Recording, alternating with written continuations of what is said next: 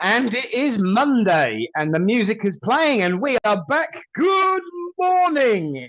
Good morning to sptv. Good morning to the universe. Good morning to the world. It's Nick Brown. It's Karen Wood. We've got a guest. We've got Kate May. What more could you want to brighten you up this Monday morning? I'll tell you what, we'll talk about that later. Good morning, one and all, and good morning, my darling Karen. How are you? Good morning, Nick. I'm very well, and it's lovely to be with you. And I just can't believe it's Monday already. I Where's know. the time gone? Um, suddenly it's Monday, then it was Wednesday, then the whoosh, we're back again. It just goes so quick these days, time, and I think it's because we're all so busy. But we can talk about that later as well, can't we? We certainly can. And as a very good friend of mine said at the weekend, time is memory and memory is time. Um, Sue text back. Sorry, I'm a geek. I don't care. I admit it. I loved Doctor Who this weekend, and I will be geeking out for the next 7 days until the next episode. Oh, But remember, I haven't watched any, so keep it to yourself. I will. I will shut my mouth. Keep it quiet. There you go. But it's good to see you, Karen. And what have you been up to? Well, I've been doing my sort of dinner party queen. I've been entertaining. I've been cooking up a storm Friday and Saturday, and then yesterday I just chilled because I was knackered. Bless you. I Wonderful. I haven't done any entertaining for ages, and I am a little bit of a perfectionist when it comes to the table, when it comes to everything being tickety boo. I like it to be just so. So yeah, it's been a while since I've entertained, but do you know what? I thoroughly enjoyed it, and we had a good night. It was really lovely. So Yeah. yes, I've been entertaining this week. Good, good, good. Did you get your Royal Dalton with the hand painted periwinkle out? Uh, no, I didn't because I no because I couldn't find it. It's in a box somewhere, and I was having a bit of a meltdown because I couldn't find my serving dishes. Oh So no. I couldn't find my big saucepan for the potatoes, but I improvised. So we just had to deal with good old fashioned Pyrex. Absolutely quite right as well. Do you know there's nothing like an indoors outdoors luxury summer barbecue with riparian entertainment. Um, Fiction geeking out again. I'm sorry, I can't help it. I had a lady come through last night who was the epitome of hyacinth bouquet, Ah, and yes, I always remember them ones. But no, yeah. wonderful. It's good to say. Do you know what? Most of the people that I've spoken to over the weekend have just had a really, really chilled weekend, Mhm. relaxing, letting loose, letting go. And of course, letting loose is something we do midweek. So, We do, um, yeah, and we did, and we definitely did. oh, yes. And I look forward to seeing a few familiar faces saying hello this morning. Do not forget, my friends, like, share, subscribe, share, share, share. We've got a minimum requirement for sharing these days because Yes. with all the people watching, there is no reason why you can't just hit that share button, share it to your friends, share it to the groups, let everybody let everybody know that we are here. Like I did yesterday on the way to Rotherham with the Doctor Who theme tune playing on the radio on repeat. And as you can see there, my mother has had enough of it. We did have a bit of Oh, bless her Ghostbusters as heart. Oh, hello, Linda. Nice to have you on. I'm sure you're Doctor Who'd out. well. Oh yes. Well, actually, I showed her the last episode, and she was like, "Oh, I want to see what happens next." So she's not that anti. Uh, yes, Um, yes. but there you Oh, go. we've Shall got we say hello to everybody now? yes. We got Caroline May Brooks. Hello to you. Morning, Caroline. Nice to see you. And the Ah, lovely Kelly Rocket has burst forth. happy Monday. And Sam B is in the house. Hello, Sam. Hi there. And Joanne Lewis. Hello with those lovely purple hearts there. Good morning. And Sir Beautiful. Richard, of course. So Richard, I love that. Good morning, Nicola. Hello, dear. And Shailaja Gola, I hope I've got that. I haven't got that right because it's Goyal. I do apologize. Good morning and hope you're all right.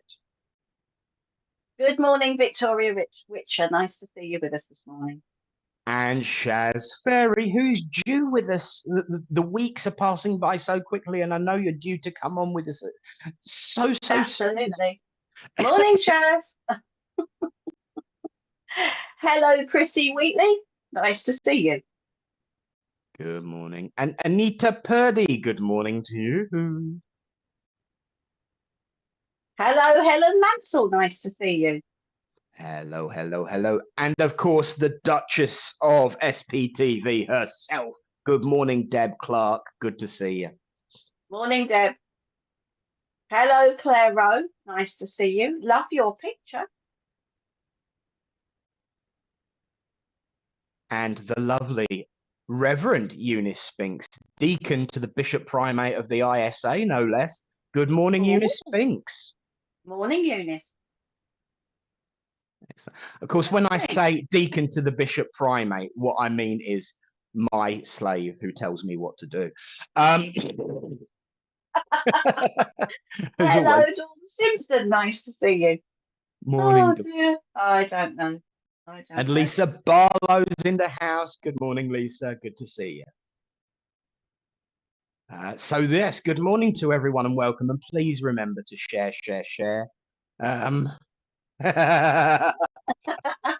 Bless you, Deb. You are SPTV royalty to me. You were one of the first people that I met in person in terms of being a host on SPTV, and I'll never forget how kind and welcoming you were to this weird kid from the fens. So you will always be a duchess to me, no matter where you're from. Oh, that's nice. That's nice. And Sandy has just got a card. She's giving it a big ooh. How exciting. Lovely. And hope you enjoy them, Sam. Absolutely. And don't forget, if you'd like some cards, there are a few packs left. All you've got to do is go to sptv.uk/cards to find more details on how to get them. There's 17 packs left. The clock is ticking for me, especially because I said they'd all be gone by the end of June. So help a guy out, will you? Yes, we need Nick's prediction to come true. So let's get rid of them all by the end of June. Absolutely. Plus, Richard being Richard's probably got some other idea up his sleeve on what he wants to do next. And I'm sure he'd not like to be jumping about left, right, and centre, even if that plan to do next is a nice rest. Yes. But we rest have is got. Good. Absolutely.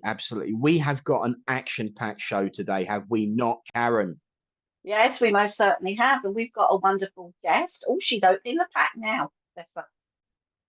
Yeah. We've got a wonderful guest joining us. We've got the lovely Kate May. We've also got Richard doing one of his amazing what ifs. So how lovely, how lovely. And Sam has just said, wow, so beautiful. Thank you, Richard. And you've got two lovely sparkly hearts. So there you go, Richard. It's really nice. It's worked out well in the end, hasn't it? It really has. So shall we bring our guest on? Shall we introduce our lovely guest, or you introduce your lovely guest today, Nick? Well, yes, and good morning to Kaza, and good morning to Sarah Weston, who's actually got us on a TV. Oh, how exciting! YouTube TV. So struggles to comment, and that is the problem with being on the TV. Can't comment, but she is using her phone for something else. And hello, El Maria Wheeler from South Africa. Good morning. We will be doing messages a bit later, but we've got so much to get through, as Karen has said. And good morning to Debbie Cole. Look at that happy little face there looking up at the screen there. Oh, cute. Hello, so cute pie. But yes, we have got lots to do today, but no least is to welcome our guest for today, because we are going to be talking about various different subjects, but one major theme today. in terms of what direction we go. But of course, remember, get involved, join in the conversation, ask Claire questions, ask us questions, share your thoughts and opinions. Don't be shy. But I would like to welcome a wonderful medium who served my church a couple of weeks ago, but is a familiar face at Littleport. And so, oh, hello. Abla is listening from Egypt. Good morning, darling. Morning, But Abla. please welcome and give her a proper SPTV family welcome, if you would so kindly do, to our guest for today, who's going to be helping us out with messages and talking the talk with us. Please welcome the lovely Claire Quadling. Hello, everybody. Lovely Hello, to Claire. thank you, Nick. Thank you, Karen. Lovely to be here on a wonderful day, beautiful, sunny, glorious day. Absolutely, yes. It's such a change. I mean, yesterday driving all the way up to the lovely Rotherham, where I was serving yesterday, it was absolutely persistently penetrating precipitation. Yes, definitely. It was. Um, I went to Norfolk Lavender on Saturday with my friend, and it persistently rained there, so we got very wet, but it was beautiful. Absolutely, yes. So, Claire, thank you for agreeing to come on and talk to us and keep us some company and help us out with the giving of the messages later on. First and foremost, though, just for those that are on SPTV, because you see, you've got Egypt, you've got South Africa, you have got all around the world. What's your Yeah. name? Where you come from? And what's your favourite part of this way of life? Okay, so my name's Claire. I was born in Suffolk, Newmarket area, but I come now from Thetford in Norfolk. I've lived here since 1996, and I live here with my husband and my beautiful Basset hound, Oliver, who's not talking to me at the moment because he had to have a procedure the other day that he wasn't very happy with. Saying that, he's a very lovely boy and he's locked out because if he comes in, he'd be sitting on my lap, and we don't want that really, do we? So yeah. So I've been doing spiritualism for about 12 to 13 years. But ever since I was a little child, I've always been quite intuitive, and I've always felt spirit around me. And as a child, I would go out and play, and I would be on my own, but I wasn't on my own. So, I've known spirit around me for quite some time. The best thing about being a spiritualist for me, is meeting like-minded people. I spent a lot of my life growing up in my 20s and 30s, not really being involved with spiritualism, not going to church services or anything, just getting on with life. And it wasn't until I got into my mid to late 40s that I did get involved in spiritualism. And I'd always felt that I felt slightly different from, I don't know how to explain it. I just felt a bit not quite the same as others. I just didn't feel that they got me, really. That's the best way that I can explain it. And the first church that I went to in Newmarket, as soon as I went there, I felt at home, and I felt as though I could be myself, and I was with like-minded people, and it was so easy to talk and enjoy and discuss. And I just felt like I had come home. I don't know if you can understand that feeling, but that's that's how it felt for me. And from that moment on, I started to go to spiritualist churches. Then I decided that I would like to become a healer. So I trained to be a healer. And then from the healing, I don't know, I just evolved, and I'm where I am now, really, with, having spirit around me.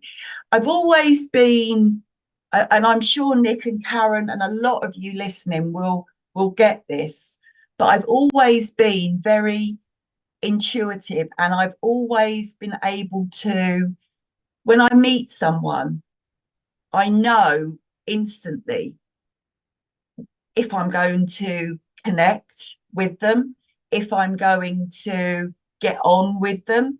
I've always had that. And it just, now being within the spiritual family, because now the last couple of years I've been going out and doing services on my own, and meeting other people. As I say, I met Nick at Littleport Church. He kindly asked me to come and work there last year, and the reception that I got there was wonderful, and it was just that feeling of being home and being around like-minded people. So to me, spiritualism is my family, is my safe place, and is my chance to be able to give back what spirit have given to me and how they have helped me, along my journey, from a young age to where I am now, which is not such a young age, but there you go, never mind. But yes, so that is what spiritualism is to me. It's the feeling of family. Yeah, well, I love what you said there, because a lot of it resonated with me, especially the bit about walking into a church and feeling at home. Yeah. Because I feel exactly the same, and I'm sure lots of other people do. But do you not find that in this day and age, you sometimes need a place where you can reset, a place where you can sort of like just have that time? Because, everybody's so busy, aren't they? Yes. So Yes. I think that it's important where when I go into a church, you just sort of like, you can go, oh, you can just Yeah. feel, you can just stop, you can just settle. And I think that's why going to divine services, having healing is really important. Yeah. With the busy life that we lead. Do you find sometimes it's hard to juggle your sort of everyday life with your spiritual life, especially in the beginning? Did you find that difficult or did you find that quite easy in your Um, journey? it was a challenge. And I work full time. Yeah, So, I when I first started, I would say that, when I very first started going out to churches, I went out with a lady called Rosie Keane. She kindly took me out to all of the churches that she served. So in the beginning, it was it wasn't, I would say. yeah, But as you start to grow, and as you start to go out and do more churches, and if I've been very lucky that I've been asked to do other churches, sometimes that work-life balance with your spiritual work can sometimes be a little bit challenging.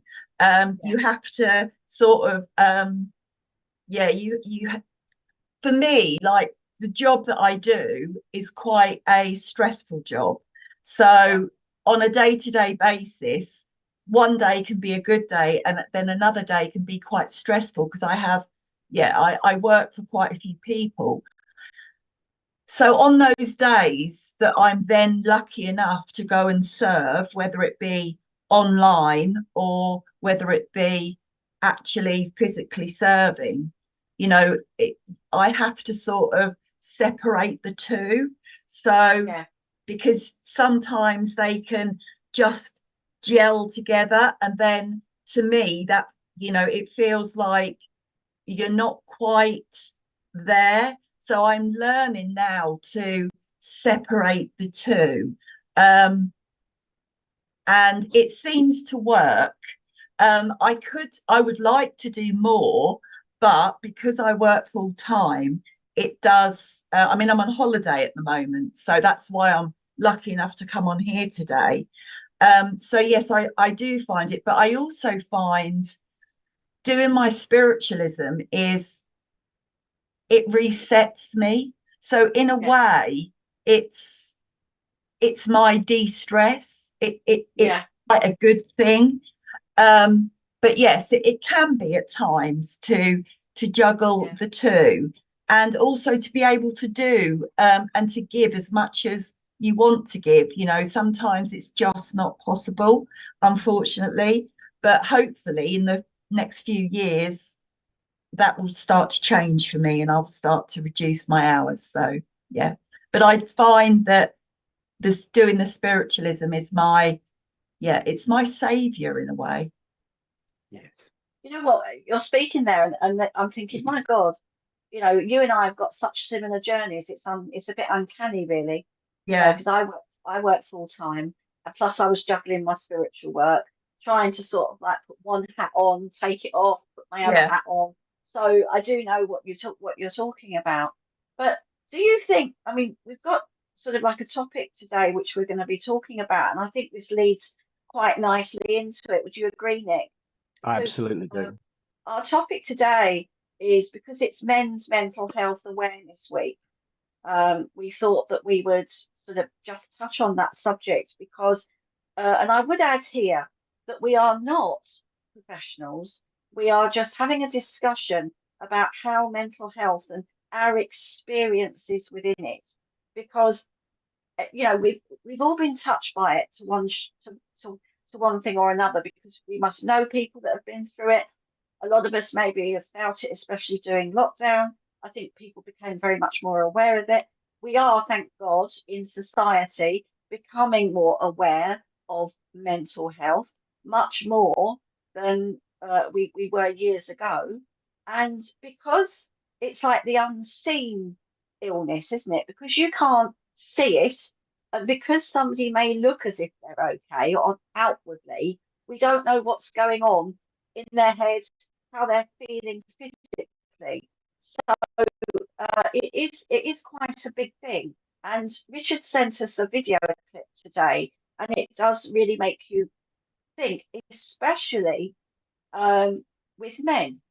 Now, as a woman that loves a chat with her girlfriends, would you agree, Claire, that women can sort of unburden themselves a little bit more over a cup of tea, over a glass of wine, more so than men do? Would you agree Yeah, with that? I would agree with that. I do feel that men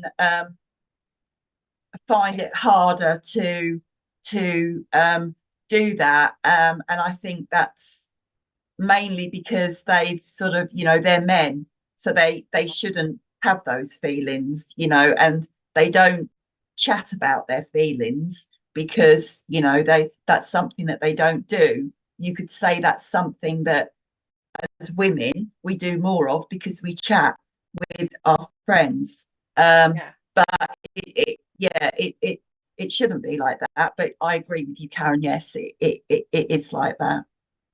I mean, I think all both everybody goes through it, but Yeah, women, in my experience, I feel sometimes that I can talk more. But when we all feel that we're superhuman sometimes, we've got to take more on and more on. And some men don't always find it easy to talk, or they're no, expected to, you know, bring home the bacon, do this, be the head of the family. And I know things are changing slightly, because I think there's in my experience, like in my relationship, there's more of a balance. Mike and I, we share responsibilities in the home. Uh, we do talk. I always make check in with him to make sure he's okay, and he does the same with me. We do it with our kids as well, and with friends, because I think of the awareness of mental health. So, Yeah. what are your thoughts, Nick? What do you think? Now there's a as can of as our lovely man here. well, there's a can of whoop wah that you've just opened up, and hello to everyone who has joined us whilst we've been having a chat with the wonderful Claire. And I just want to share the statistics that were on that video that Richard sent us this morning. Approximately 600,000 men a year. That's 58,000 men a month, 14,000 men a week, 2,000 men every day, 86 every hour. Turn out to be approximately 2 men every minute take their own life because of how they are feeling. And for me, everything that you've said so far is absolutely 100% spot on. And I think the problem that we've got to look at is this ingrained idea of ideal and what a man should be, because it is that kind of burden that adds to the weight of whatever may be there. And sometimes it is the weight that of whatever may be there. One of the comments that I've had growing up, my mother didn't see it. She said that I didn't have the mannerisms and characteristics to be a gay man. And my aunt, her sister, said, well, yeah, he does. One of the first things that those that would single me out and separate me from the common herd is, oh, well, he couldn't have had a very, strong male role model. Come on, right? Yesterday was Father's Day. My father was the epitome of masculinity, and he didn't have to enforce it. And that's one of the things I want to come to, because this idea that we must have alpha males, men should be this, men should be that. As soon as you do that, you are saying this is what a man should be like. And if you don't feel like it, you're going to start to doubt yourself, question yourself. A true man is someone who is able to deal with his emotions. My father, all right, he wasn't the most open of men, I'll be honest. But when he was emotional, you knew it. And he did, have these moments of gentle silence and quiet, just like my grandfather, who was home guard labourer. My great uncle, he was in the Navy and was on the HMS Reaper during the war and was in the cliffs of Dover with Bertram Ramsay.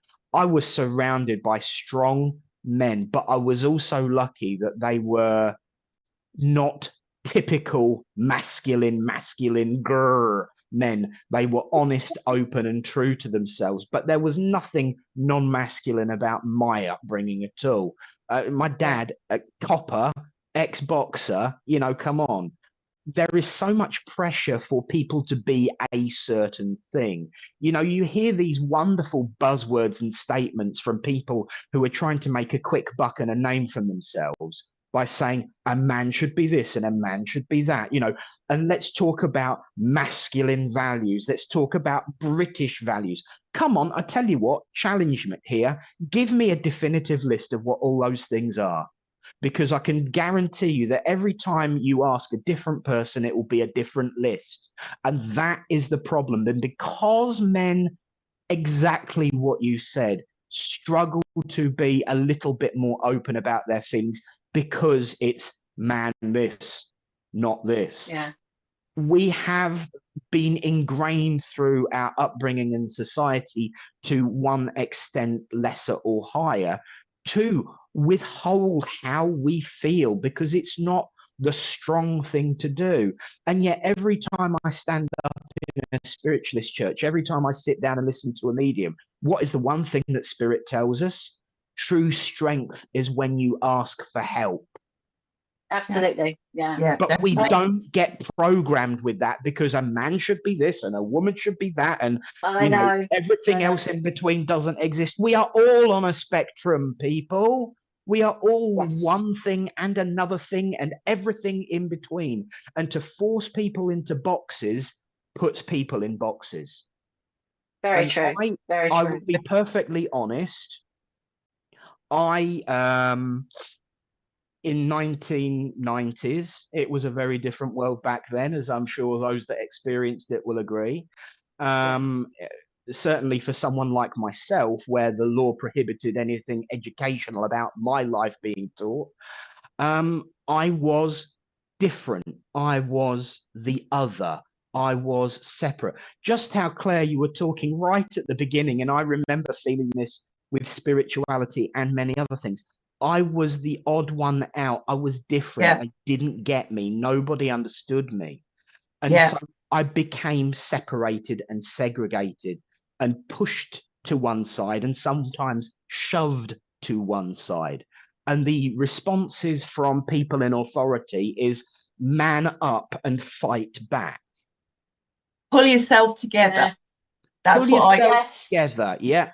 All Yeah. of Yes, that's this another is one. absolute bull.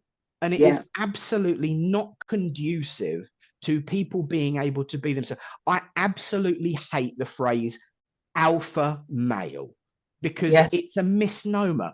Alpha male is a part of our animalistic nature that we're supposed to be, through good society, civilization, and spirituality, evolving away from our animalistic nature. You know, one particular person, he's now in spirit, he was the epitome of alpha male because he was a leader, because he was a defender, because he was a person who people followed. He never did that with aggression and bared teeth and full force. And we actually do call him the leader of the pack in our church, because I'm talking about Reverend Allen. He was compassionate, he was kind, he understood his own emotions. Yes, he had his moments, but he never led by anything other than example.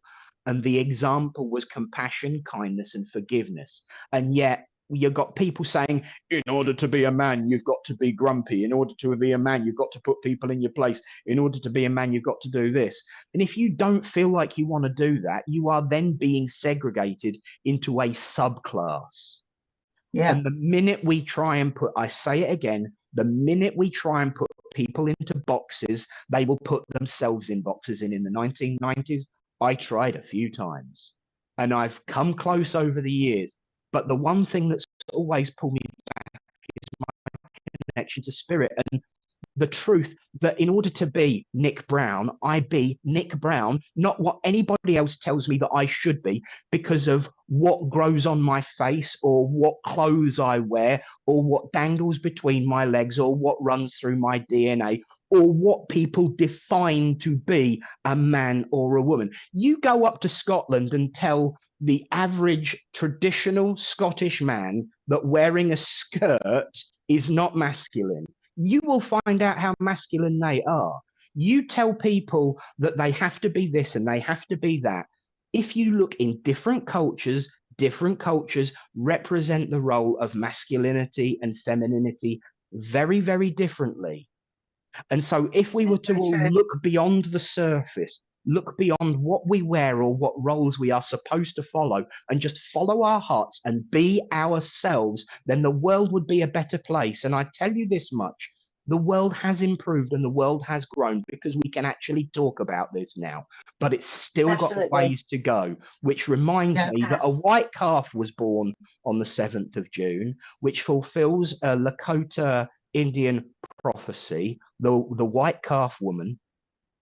But the point of it is that the white calf is a symbol of hope in times of great need, but also a warning and reminder that we have to get on and do it ourselves. And there is still so much work to do, which is why I absolutely jumped through hoops when Richard shared that video this morning. And I absolutely support Men's Mental Health Awareness Week, because if it weren't for people highlighting it and fixing people, it wouldn't be me sitting on this screen right now, because I wouldn't be here.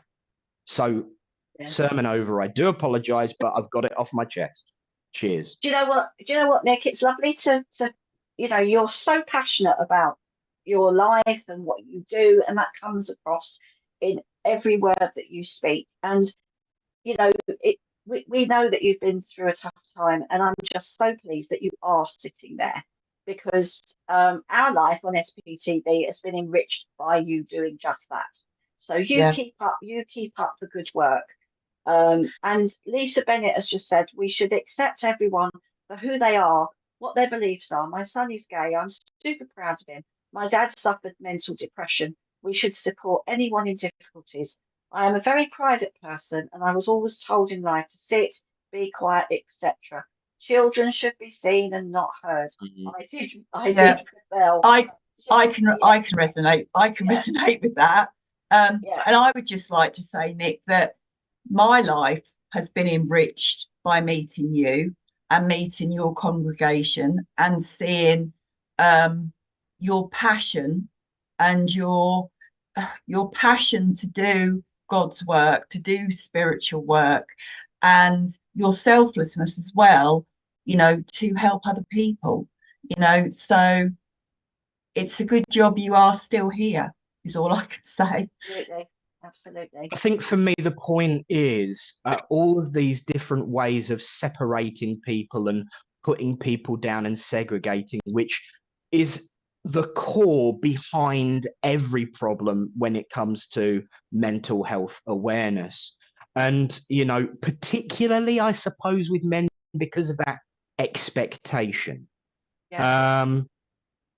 And with that in mind, you know, what we've got to understand is it's not about having a list of what you should or shouldn't be or a list of values.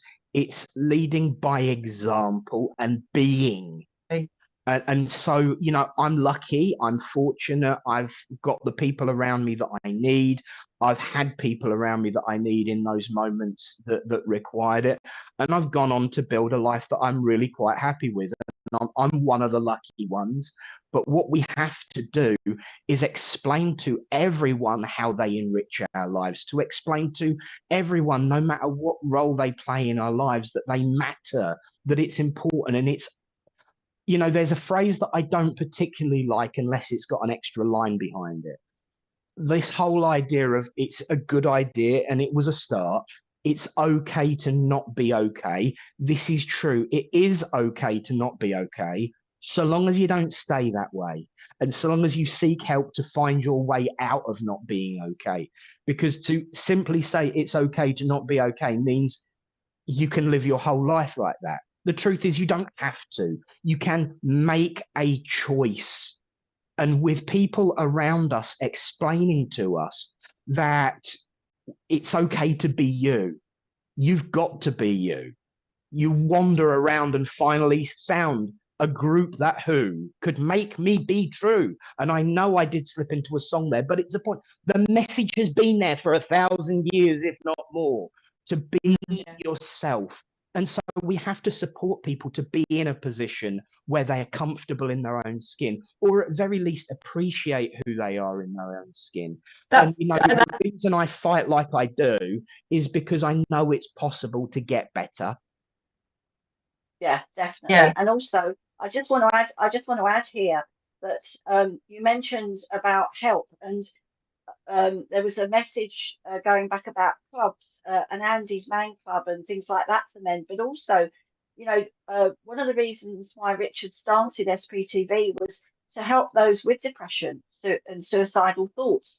And over the years, the hosts have helped and been there for people to bring through the love of the spirit, and that's why he did it sort of mainly during lockdown as well. So I think it's important that if people are suffering, or if you know of somebody that's going through it at the moment, there are more.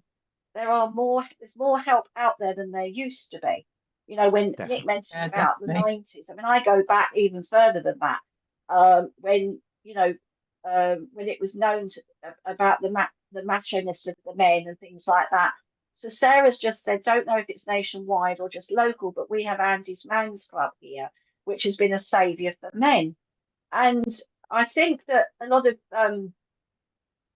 well-known programs have sort of highlighted the fact that through storylines in soaps and things like that, that men need to get together and say, are you all right? And you go, yeah, I'm fine. And they go, no, are you okay?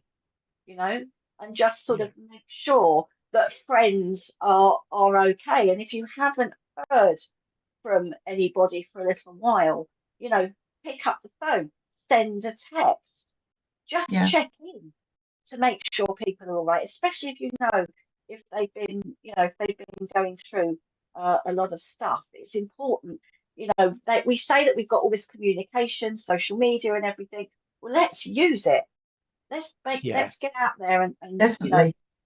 keep doing that. I think we're going absolutely. to have a little break now, to What just if? ourselves together. Yes. I think we're going to have our Kate. I think we're going to get Kate May next. No. Uh, What if? What if? We're going to go to what if? read Oh, your sorry, messages. I read this. Oh, okay. I didn't see the last one. Okay. Do you know what? Thank you, everyone, for all of your comments, though, because it gives me a lot of hope for the future. Bernie, so true, Karen. Unfortunately, some people don't do that. Absolutely. And Bernie also said how frustrated she gets by, you know, all of the you must be this, you must be that, and some wonderful comments out there. And I do promise after the show, I'm going to go back and read everything. Sarah McGee, she says, treat people the way you want to be treated. No one deserves to be treated with anything less than love and respect. Very Absolutely. true, Sarah. Exactly. That's 100% true. Yeah. No matter Yeah. no matter who you are or how you feel, you just treat everyone exactly the same and give that Absolutely. love. I do want, Yeah. before we go to the what if, because I think this is important, what Sarah's just said has reminded me of something. Unfortunately, many areas are so understaffed and underfunded in their mental health services, it's not always easy to get the help needed. Now, I'm going to say Very something true. that people might be quite surprised by. One thing that really, really bugs me about weeks and months of any walk is you have this period of time of focus. I mean, don't get me wrong, we've got some wonderful stuff going on in Littleport this week. The parish council and a group of people have come together, and there is this huge program of works going on for Mental Health Awareness Week, and it is wonderful. What about the other 360 days of the year? Mm. You know, we should be fighting for mental health awareness for men, women, children, and everything in between 365 days a year. There should be pride in who we are as an individual 365 days a year. I like the idea that there's a focus and to bring it to attention, but it's not a case of that's the week or month we do it and the rest of the year Yeah. be damned. It should be a day-to-day challenge, because for those enduring it, it's an hour by hour, minute by minute challenge, and we must never forget that. But on that subject, it's now time to turn to Richard, as we so frequently do, and ask, what if? What if you never gave up on your dreams, no matter the obstacles? Imagine a life where each setback only fuels your determination to succeed. What if every rejection, every failure was just a sign that you are one step closer to your ultimate goal? Think about the journey towards your dreams as a path strewn with lessons rather than barriers. Each challenge is a teacher, each obstacle a test of your resolve. What if you viewed these trials as opportunities to grow stronger and more capable? Now, consider the power of perseverance. What if your willingness to keep pushing forward, even when hope seems faint, is exactly what will lead you to success? Visualize reaching your goals, achieving your desires and realizing your dreams, because you refuse to let discouragement take hold. Embrace the idea that your potential is limitless when you persist with heart and passion. Remember, every great achievement was once considered impossible until someone dared to believe it could be different. Let this message inspire you. Never give up on what truly matters to you. What if your persistence is the key to unlocking doors you once thought were closed forever? Live with the courage to chase your dreams relentlessly, for in the pursuit lies the path to fulfillment. Amen, sisters. Absolutely. Oh, Yeah. I don't know what it is, Richard, but your what ifs always get me. Yeah. Me right here, you know, beautiful words and follow on so beautifully from the discussion that we've been having. So, yes, I always get a bit emotional when the what ifs come on. I don't Yeah. know why. Absolutely. Yeah, yeah, Absolutely, yeah, absolutely. yeah. This is wonderful. Lisa Bennett says we have mental health ambassadors at work. We used to in the firm I was in at one point, who we can reach out to. And each Wednesday we have a mental health awareness day. I think more companies should embrace this. I'm with you, Lisa. Wow, That's superb. that's Uh, amazing. That's that, amazing. Yeah, that really, really is. That's wonderful. You know what? That people complain about the firm that I used to work for, but when it came to mental health, they were on point and did stuff similar to that. You never know, we might even work for a similar firm. Don't do branding online, got to be careful. But I certainly, if you were to think about a company that is symbolic of urinating bumblebees, then you'd get the answer to who I used to work for. The nuns prayed for fuel, and the I think swarm he's came and frozen. filled the tank for Oh, them. Oh, yeah, that was the universe saying, "Be careful." Oh, and yes, now, absolutely. just like myself, my internet connection is unstable. But yeah, we used to have similar stuff to that. So all kudos to your firm, Lisa. Amazing. Yeah. I think we need to look after ourselves a little bit more on a day-to-day basis as well. I think that's important. Check in with ourselves, think how are we today? What do I need? What do I need to do? I've personally been doing that recently, just making sure because I think we get on this treadmill of life and we sometimes just keep going and we keep going and we don't know any different. And I worked in London for many years and I just thought that that was normal just to keep running, running, running. And then my physical health, I kept going down with things like virus after virus. I couldn't, kept losing my voice. And people said to me, you know, Karen, you're running at 100 miles an hour. What do you expect? And the trouble is, you don't give yourself a chance to rest.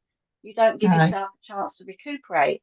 And even when we're on holiday, sometimes work gets in the way, especially now with all the technology that we have. You know, people are sending emails when they're supposed to be soaking up the sun and spending time with family. It's called a holiday for a reason. And if people used to phone me up when they were on holiday, oh, just checking to see so and so, so and so, I say, I'm not talking to you. Go and enjoy your holiday with your family. I'll tell you when you get back.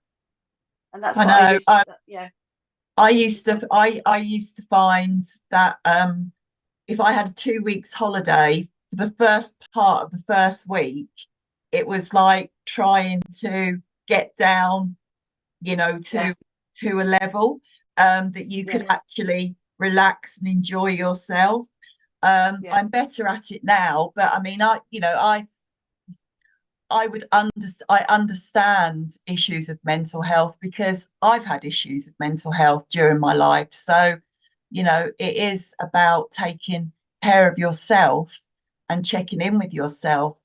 But it's also as well being aware of others around you that maybe are struggling too.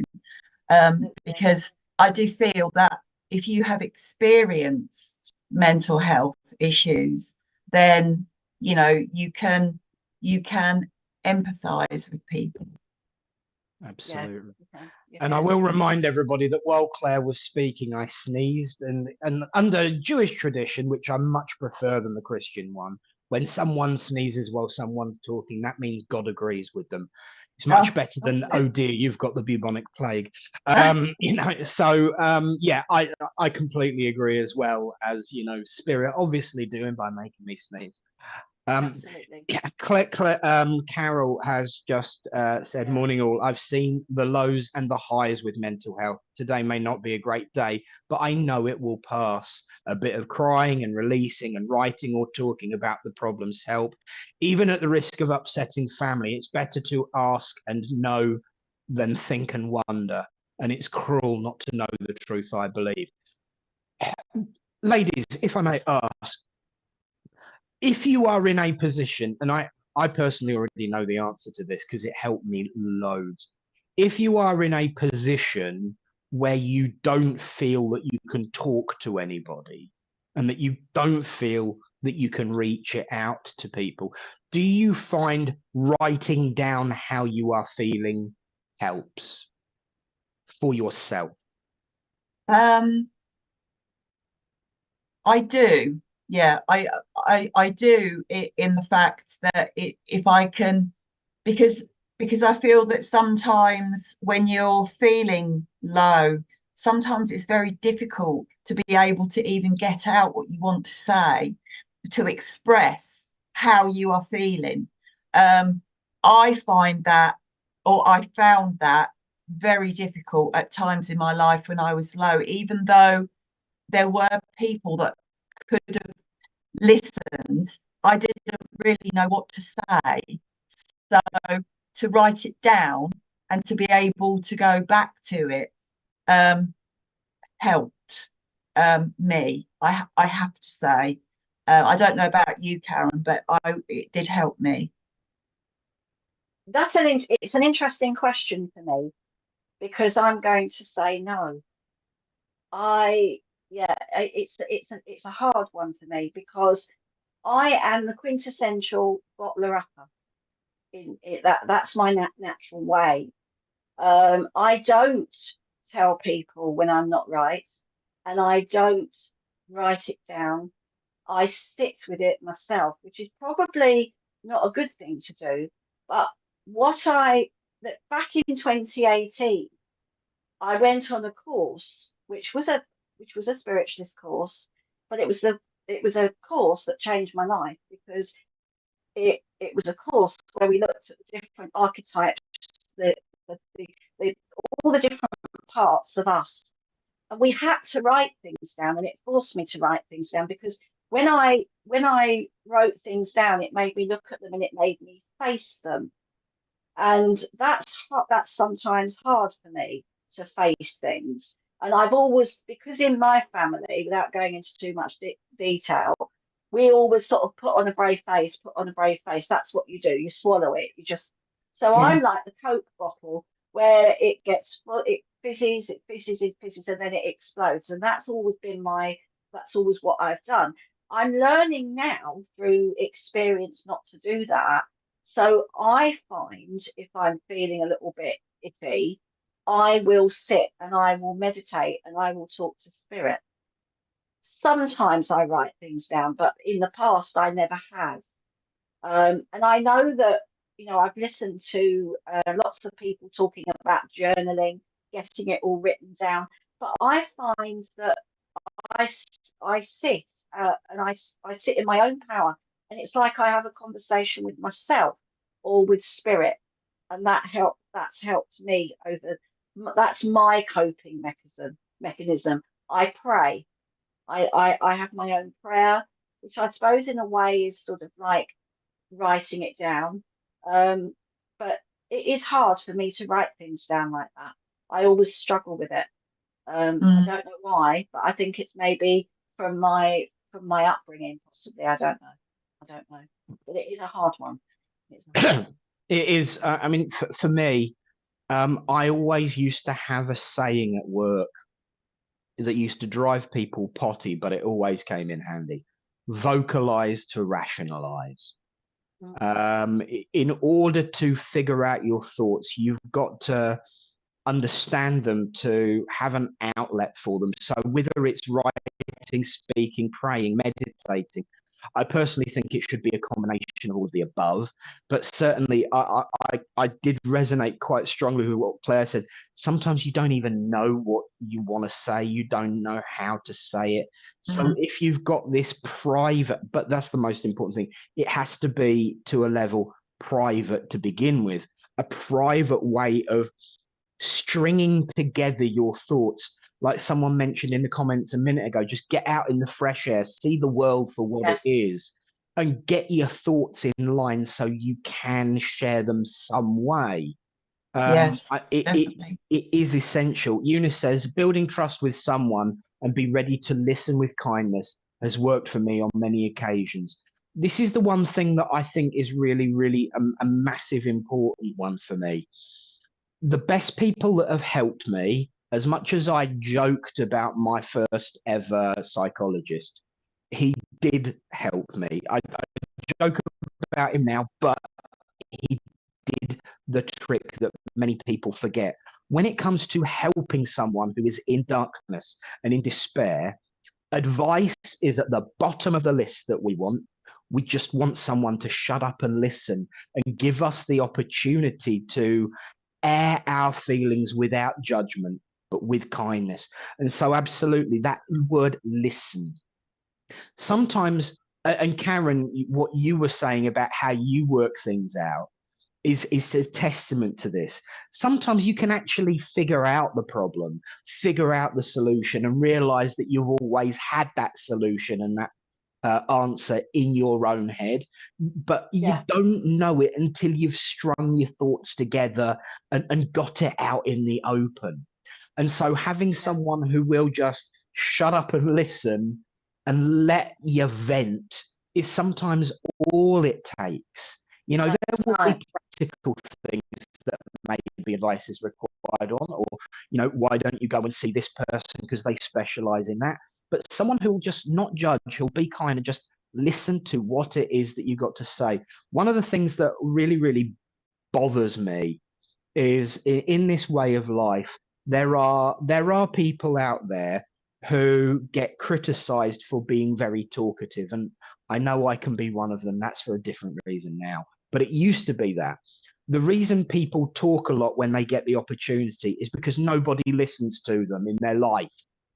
So give them that opportunity to talk and be listened to so that they can express themselves and get that situation where they know the answer for themselves. Because if you give yourself the solution, you're more inclined to follow it. And so listening is essential.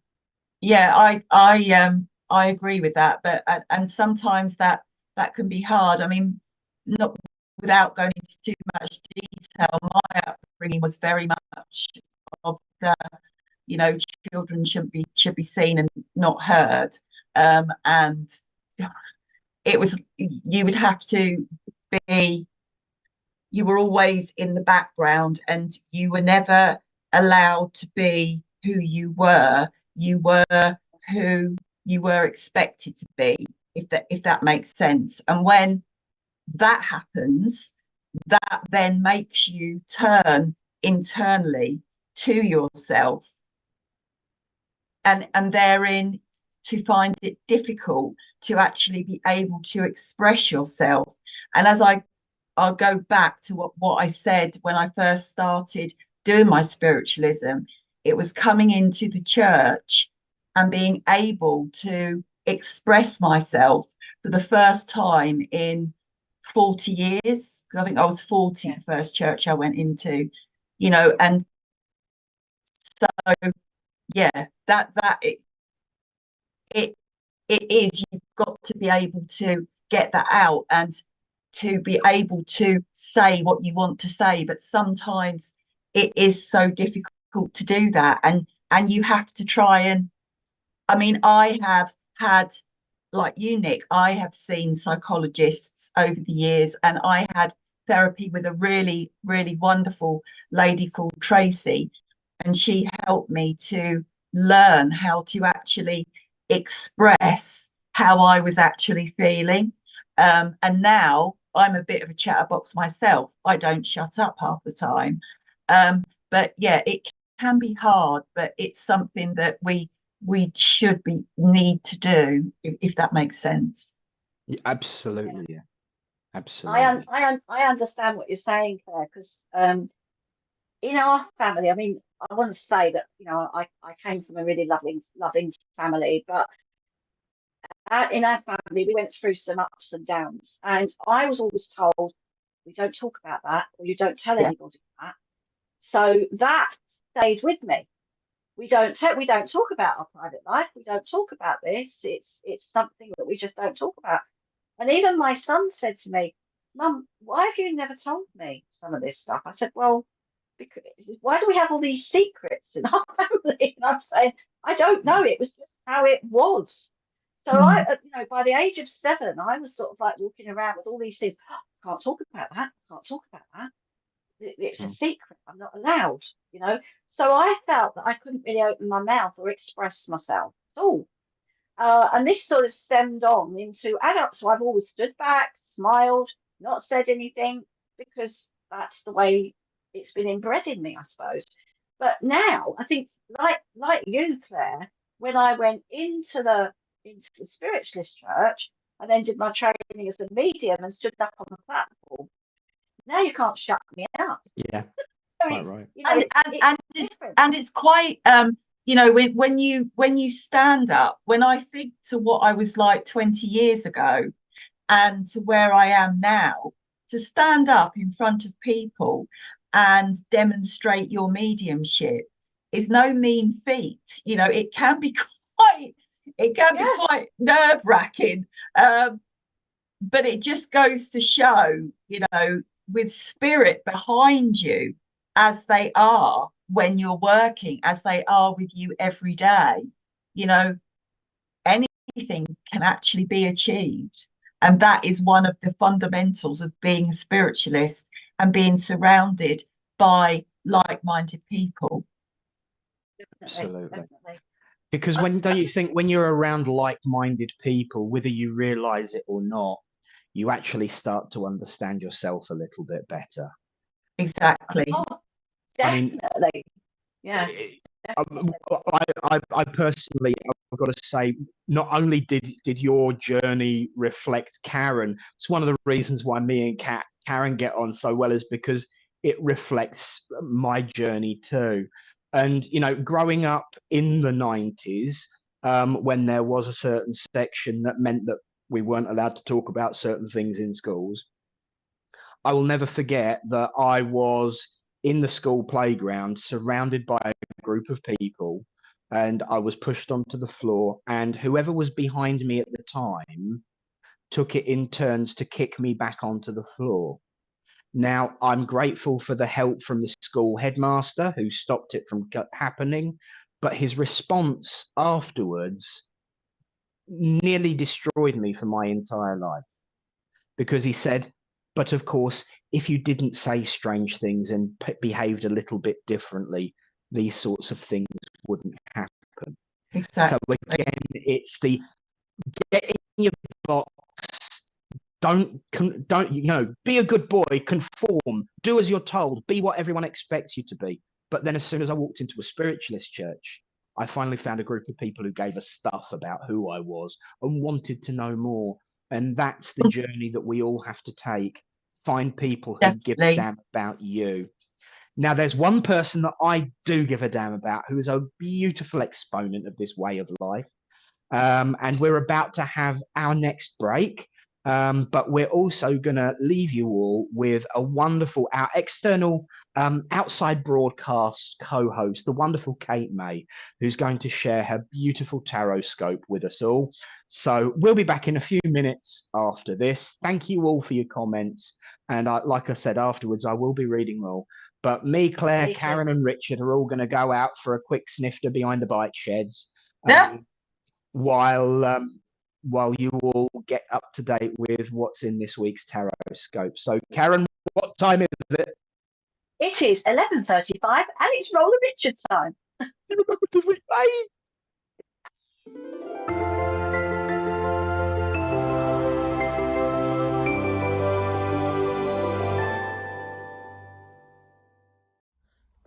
Good morning, everybody. This is your week ahead tarot readings for the 17th of June week. My name is Kate May, Modern Day Mystic. You can catch me on katemay.co.uk. Let's have a look. Okay, Aries, 9 of Pentacles. You're going to reap what you sow. This week you can start to enjoy a little bit of luxury. The hard work that you've been putting in is going to pay off for you. So treat yourself, pamper yourself. Enjoy a little bit of your worth there. All your hard work has and is paying off for you. Taurus, keep calm and carry on. Don't rock the boat this week, Taurus. Try not to throw your toys out the pram. Deal with situations in a calm, mature, sensitive manner. The King of Cups does indicate that all is well. A calmness comes over you this week, Taurus, enabling you to see things clearer, to just plod on nicely and literally go with the flow. You might find, Taurus, that you have the influence of an older person. Perhaps they're a water sign, or perhaps they're very intuitive. Someone who's been there, done it, got the t-shirt, they're going to be able to help you. And also, as the King, Taurus, while we're there, this does indicate that you're through the worst. You have come out the other side and you are now calm and ready to set sail. Gemini, the Lovers, your own card. Communication is important this week, Gemini. Things are going to be discussed of an important nature. Choices will need to be discussed. So it's important to be open and honest with yourself as well as somebody else there. So you may have a big decision to make that you've got to connect to somebody else or weigh it up with someone else. But be open and honest with what you want. Be vulnerable there. And you'll find that in that vulnerability, you'll come up with some solutions between the two of you to what you really want. Cancer, you're moving on, or are you? You're re-evaluating everything. Perhaps you want to move on, Cancer. This card is kind of saying like you're wanting to move on, but is it the right time? So you're having to re-evaluate all your needs, what you want, where you want to go, where you want to spend your time, where you want to spend your energy. Is it really worth it for you to move, or should you stay? Do you invest time and energy into a project that you've worked hard for so many years, or do you think about it's time to move on? At the moment, this is a coming and going card, so it does indicate that it's going to take some time and patience. You've done super well, Cancerians, but time and patience as you reevaluate your next step. Don't make a rush decision. Leo, King of the Castle. Leo, you've been there, done it, got the t-shirt. You're in a strong, powerful mood this week. You're feeling assertive, you're taking charge, and you're leading the way. Good influence of other people are coming in this week to help you. Virgo, good news, surprise good news, Virgo. Something happening out the blue, unexpected. This is the week to enjoy and embrace exciting new opportunities, particularly with love or with younger people there in a positive way. So enjoy unexpected news this week, Virgo. Libra, you're hanging around, Libra. Got to see things from a different point of view. This week, you've got to go back and forth as you reevaluate your life and as you see what's ahead of you, perhaps in 2 or 3 years, not 2 or 3 weeks. So releasing the past is going to be important. But first, you've got to reevaluate things, see things from a different point of view, and just hang in there while you see which way you want to swing.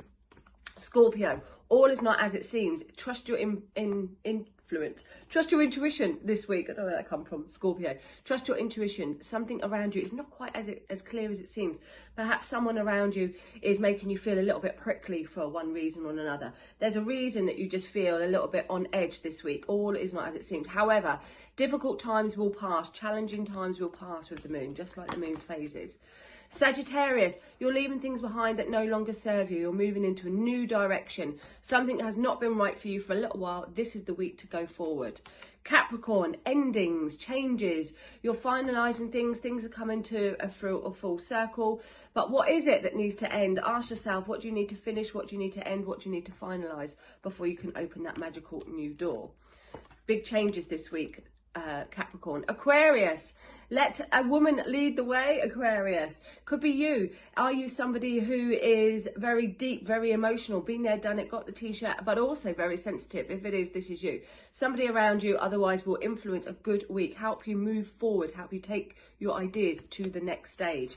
And Pisces, good with money this week, Pisces. Success around your finances, success around stability and your home.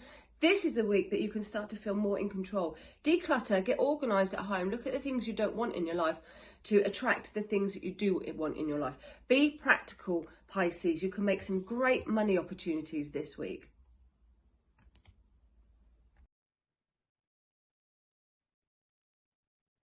And we are back. Hello. All three of us. Trying to do the dusty bin, you know, that always gets you in trouble. The 3, 2, 1 dusty bin. I was talking about that yesterday. Thank you all so much for your comments, for the conversation. We've had a really, really decent conversation today. Yeah. And I think we've aired a lot of views today. I do, because Karen was drawn to it, so was I. Tony says, see, nowadays I talk to my daughter. We would always have talks after school and any time. And I learned a lot from her and still do now. People said I talk too much to my daughter, but I didn't care. We have a great relationship because of it. And this is what we call on a Friday afternoon a Tony bow. It takes us right back to what we was just saying and what Claire said right at the beginning.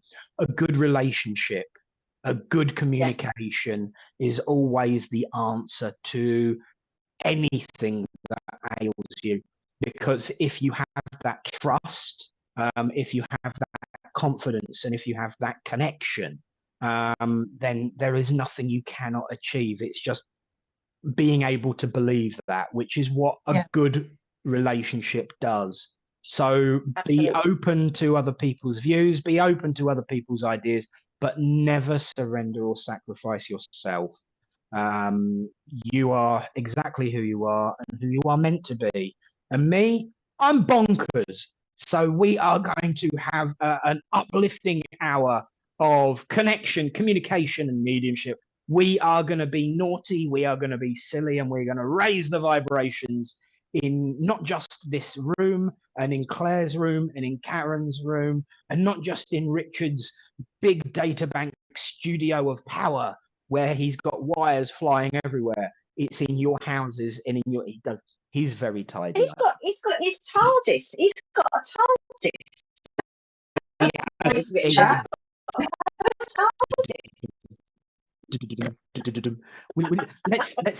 let's go traveling. Here we go. We're back. Okay. I have to say, Nick, I've just noticed after all our chatting and everything that you're back in your office, in your own space. And and Conti, the camel, is back. Conti is with me. Conti, the camel, is right here looking after me. Hello, Conti. Conti, the camel. I've seen him for a while. It has been a while.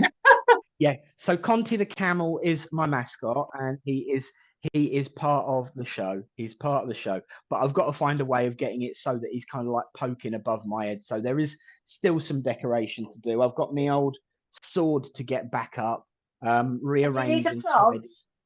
And I need a plant as well. I mean, I've got Conti rocking backwards and forwards there, but I do need some greenery. I have got well, I did have a plant. Oops. Never mind. But there we go. I'll get there in the end. Maybe I'll get one that's plastic, and then it'll be, okay to not be in the. They're good. They are good. They are good. They definitely are. But we are going to see now what's coming up in SPTV land for the rest of the week, bringing you joy in your living rooms and on your TVs and on your phones and wherever it is that you take a sneaky peek. What was that? But I just caught the end of that, and I'm not sure I read it right. No, I didn't. Oh, I think she means Donkey Kong. Donkey Kong, yeah, Donkey Kong. Be careful with that one. That can go many different ways if you've had a few. It can, yes. We are going to see what's coming up. Yeah, I do need a cactus. Well, I mean, this was actually, definitely diverting off the subject now, this was a succulent. It doesn't look too succulent now. I don't know what's happened there. Cotton socks, send it to Spirit with blue. But we're going to find out what's going on in the wonderful SPTV land for the rest of the week. We will be back shortly after this to reunite you with the world of spirit, with joy, upliftment, laughter. And you've got us three ladies serving spirit for you. So we'll be back right after this. Love ya.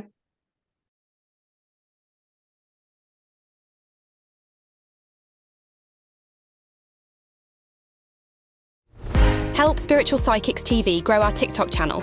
Connect with us at SPTV UK. We're on a journey to reach our next milestone, and we need your help. Follow us today and support us going live. Imagine getting personalised readings, discovering your card of the day, and so much more. Don't miss out on the opportunity to explore new adventures with us. Follow, engage, and transform. Join our growing community at Spiritual Psychics TV with @SPTV UK on TikTok. Introducing the SPTV app, your digital spiritual guide for an enlightening journey like no other. Immerse yourself in a world of audio and visual content crafted to inspire, educate, and entertain. Seek guidance with our card of the day, choosing up to 6 cards for personal insights. Enhance your daily life with our wellness section, featuring nutritious recipes, affirmations, and balanced living tips. Explore our spiritualism section for a deep understanding of the religion, its principles, and spiritual answers. Unravel the secrets of the clairs and broaden your spiritual horizon. Easily find local readers, therapists, centers, or churches with our comprehensive directory. Stay connected with live broadcasts, check our schedule, and get to know our insightful presenters.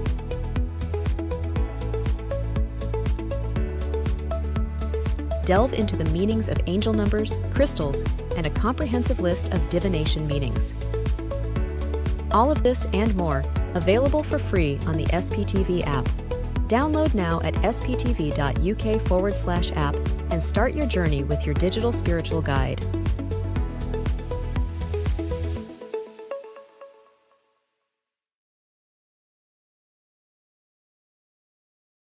Sarah Andrews joins us for her Angel Show from 6 p.m. tonight, offering readings for our viewers and clarification of each angel. Join Minty May live tonight from 8 p.m, offering tarot and mediumship readings to our viewers. Tune in tomorrow from 6 p.m. UK time for SPTV's community show, hosted by Stace Shaw and guests.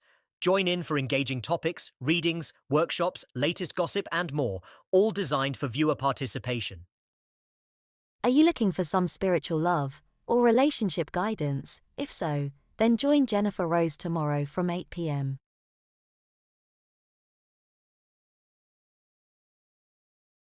Something I'm good at. And we are here. And as I was just explaining, being all over the place is something that I'm good at. We are all over the world though, today, yes. With all of our wonderful connections, spreading the love and light. And we are now going to endeavor to reunite you with your loved ones from the world of spirit, as we so often do. You got the three of us this week doing it, and we're taking it in turns. And I am reminded that it was my turn to go first this week because the lovely Karen, of course, started when we were let loose on Wednesday. I do love our connection with each other. And one of the things that I'm always reminded about is that the conversations we have always lead into what's coming through. And I'm instantly, as soon as you always get a little bit worried, don't you? Is anything going to come through? Oh, I hate going first. As soon as you start talking about it, they are there.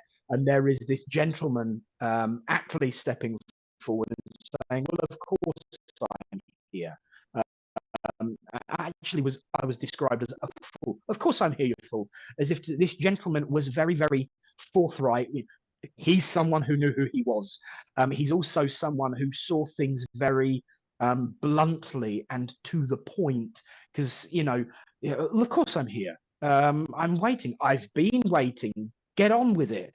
And I know Richard has already spoken in my ear today once already, but I think these two would have definitely got on quite well because he's telling me to get on with it. So this is someone who time was very important to, promptness, organization, but he was also someone who allowed the time for himself, which is why he was so together, so switched on, so himself, because he was aware that we needed time to be ourselves, and he was very, very comfortable in his own skin. He's coming together. We are coming together quite closely now, and as I connect stronger with him, I'm aware that towards the end of his life, on the earth plane at least, he really is good at correcting me because I said a doozy and he said, no, I'm still alive. I'm aware that he would have had a problem in his throat because I can feel that voice catching. And so he would have been someone who was quite eloquent with his speaking during his earthly life. And that catching of the words as his throat problems increased did frustrate him somewhat, but it never stopped him saying his piece. In actual fact, he would save his energy to say his piece. I feel that just before he passed, there was a family situation where there was difficulties and problems, and it was almost like I had to stay around and I had to save my strength to put everybody right before I went. which just shows the strength and character of this man. I do feel that this is a fatherly connection. I feel that he would have been a little bit taller than me, so probably 5'11" to 6 foot. Modest build. You know, I love it when the thin ones come through because I can feel my waistline shrinking, and that's always good fun. I also know that as well as the throat problems, there were head problems. It's almost like he needed oxygen. Because I'm starting to feel that lack of oxygen kind of overtake me, but I fought it, and he was a fighter. I feel in connection with this gentleman, there's an A name, so an Arthur or Albert sounding name in connection with him. So if anyone can understand who this gentleman is, please do shout out in the comments. Let us know that you're there. Otherwise, we won't be able to connect with you, and I want to connect him with you because he does want to talk to a young lady here who has been thinking that he would be the perfect person to sort out what ails them at the moment, because he was the rock, the bedrock, actually, of the family. I also know in connection with this gentleman, as well as being a father figure, he was a grandfather, and I don't know whether it was either just before or just after he passed there was a new child born, but he's been watching nonetheless the growing up. I feel like it's about 4 or 5 years, if not more, since he's been gone, because he's been watching this this growth. Oh, Lisa Bennett, my granddad was asked, would all of the other information, so you grandfather, so you would be it would be a great granddaughter then that has was born around about the time of passing. If you can understand that, please let me know, because I'd be more than happy to work with you and reunite you with this gentleman, because he's saying that he was all about, you know, keeping people together. And once again, the theme of the day, family. It's all about family. It's all about connecting and all about understanding and supporting and looking out for each other. And I feel you've kind of taken on that burden of responsibility. And I passed 20 years ago. So there would be a 20-year-old female in your family right now, or thereabouts. You're his granddaughter. My son was about 3 when he died. Right. There's something here in connection. I want to say it's, would you understand that he had lung problems and had to have his lungs drained? Because I can feel that piercing right here. Not sure it's you. Yeah, it doesn't seem to be, you know, the connection. Thank you for calling out, Lisa, but I do agree with you. It doesn't seem to be, you know, it's too wide apart and too open. But again, always shout out. Thank you. Rebecca says, sounds like my dad, breathing issues. Albert was my uncle. Would you understand about having to have the lung drained? He's been gone over 30 years. Would you understand that there is a child, well, not a child now, there would have been someone born around about the time of his passing that he's watched growing up. And Sam B says could be my father-in-law. Okay, let me get this draining of the lung is important because I can feel it puncturing mine. But that was this year. Okay.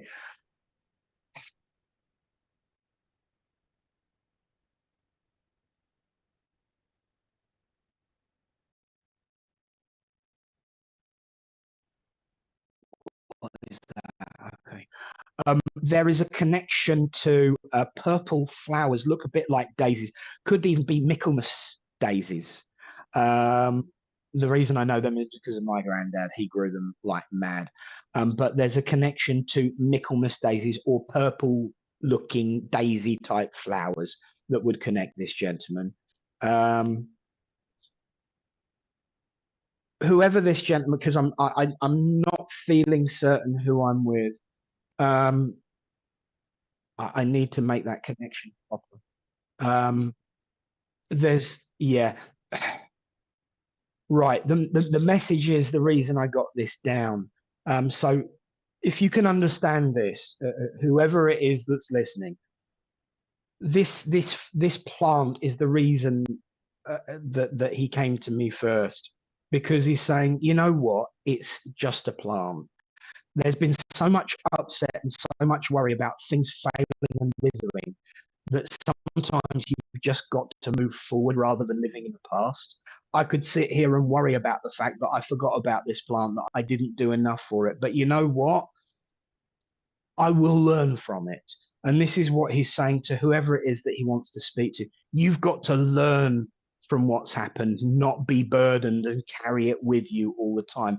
Lessons from the past, absolutely, but let go of the pain, let go of the hate, and stop worrying about things that have withered, because to all things there are a time.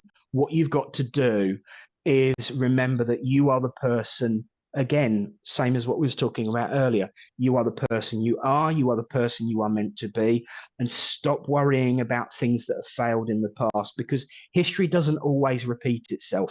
It only repeats itself when we live in the past. When we learn from the mistakes and move forward, that is when we can actually make the change and do something to make that change possible. I'm sorry that it wasn't more clearer. I hope that whoever this is for can understand that importance of that message. Do not be stuck in the past. Do not worry about things that withered. Think about yourself. Think about moving forward, and do not stop progressing forward each time. Learn from what's happened, but don't be chained down by it. And I will say, God bless you and thank you for listening. And Rebecca, you can understand in that case. Thank you. Oh, that's lovely. So Rebecca can understand that. That's amazing, Nick. Well done. Well done.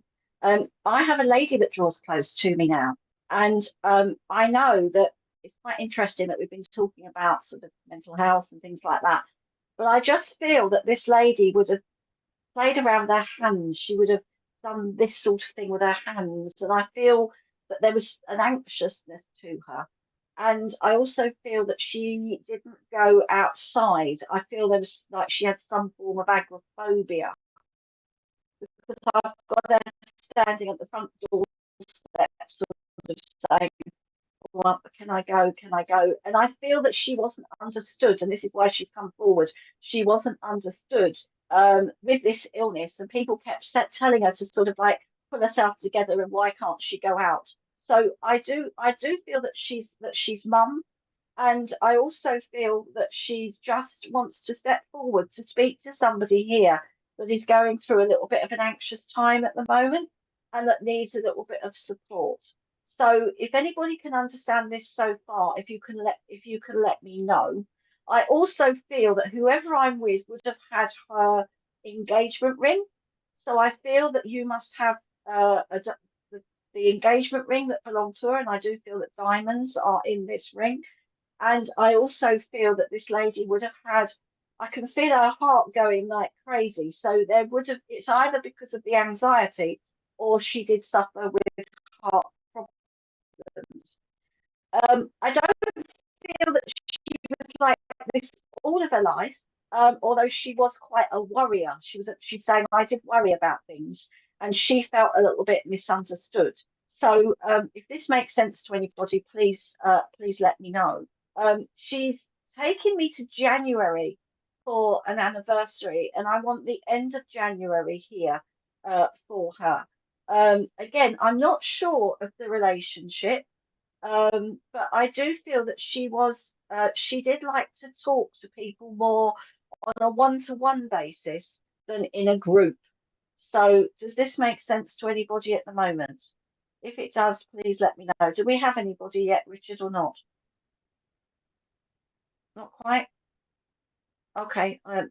Right. Your gran had heart problems, so Catherine Copping can understand this. Can you understand the agoraphobia and the anxiety, Catherine? Because I got that very strongly, especially sort of fiddling about with her hand, anxious. All right. So Linda can understand this. Okay, Linda. And so can Anita. But would you understand it's in the engagement ring, And I just feel that her heart would have been racing quite a lot. That much I do know. And the date at the end of January for an anniversary or a birthday. I just feel that the date's important.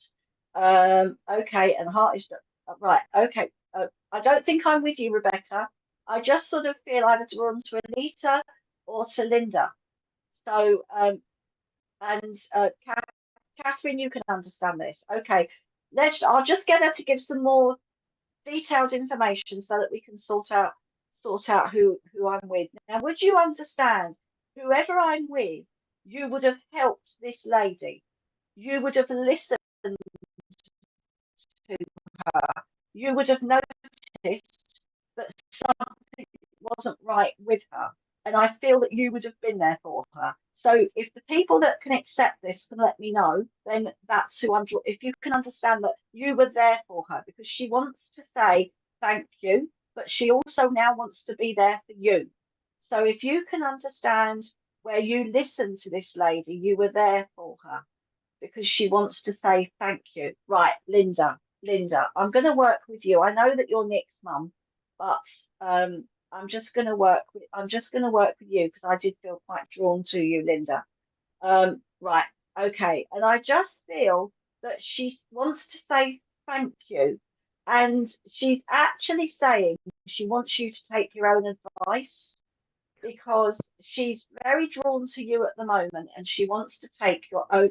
She's saying take your own advice. Healer, heal thyself. Okay. She wants you to listen to the words. And she said, you were the only one that understood me. You were the only one that realised that I kept putting off doing things. Oh, I can't go today. I don't want to go out. It's a bit cold. All the excuses she made because she couldn't actually get her foot over the threshold of the door. This is what she's making me aware of here. And I feel that she found it very difficult to sort of express this. And I don't think anybody really understood, but she's making me aware here that something must have happened to her before all this. There was something that happened within the family, some sort of trauma, and it just threw her off kilter. Because before that, I feel that she was quite sort of a hold on, what's she saying? Sort of like she was okay. She had it together. She was a together person. Yes, she used to worry off. And I don't know if it was somebody passed into the spirit world or something that really happened that sort of threw her off kilter. And she was never the same. It wiped her out. She could not get her head together. It really, really changed her. But she said, you were the one person, Linda, that was there for me. And she'll be eternally thankful and grateful to everything that you did.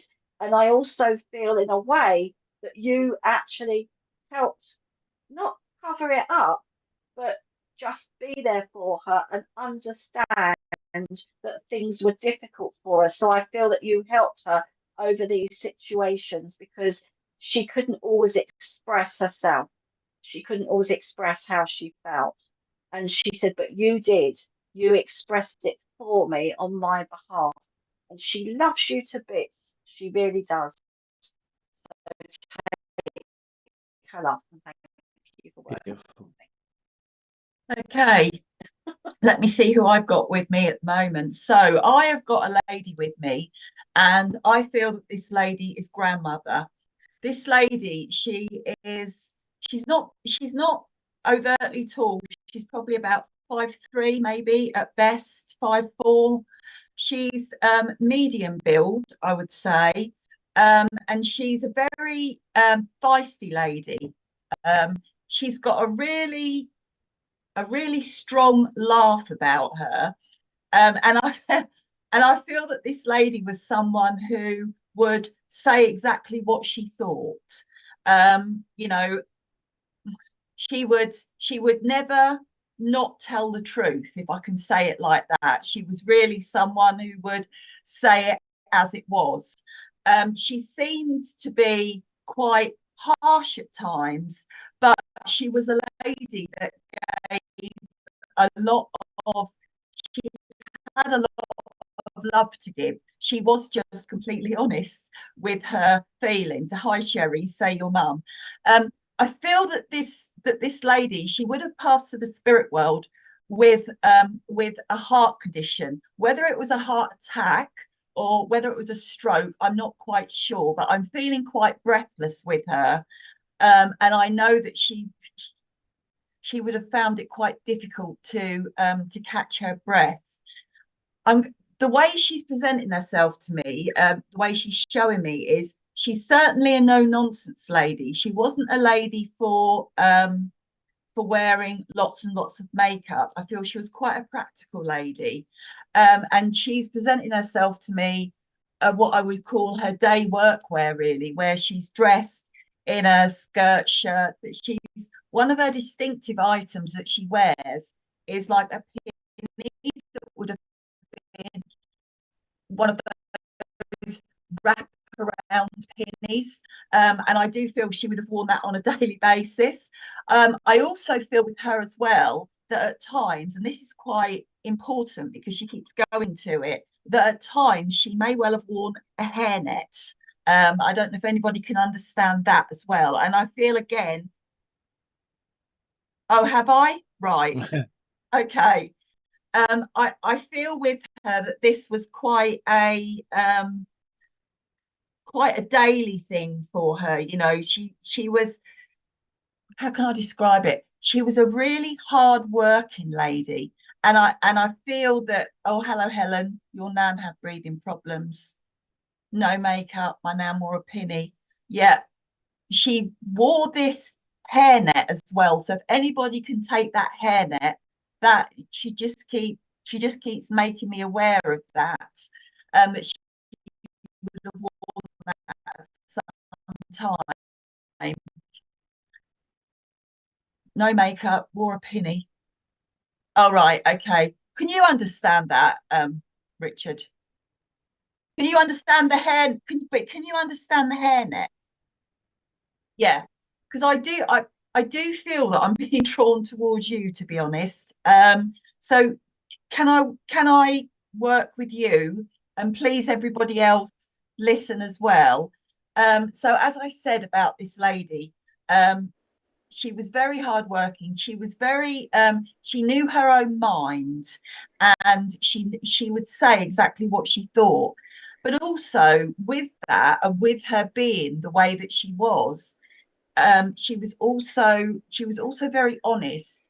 And if people came to her with a question or a problem, I feel that she would have given a true and honest answer.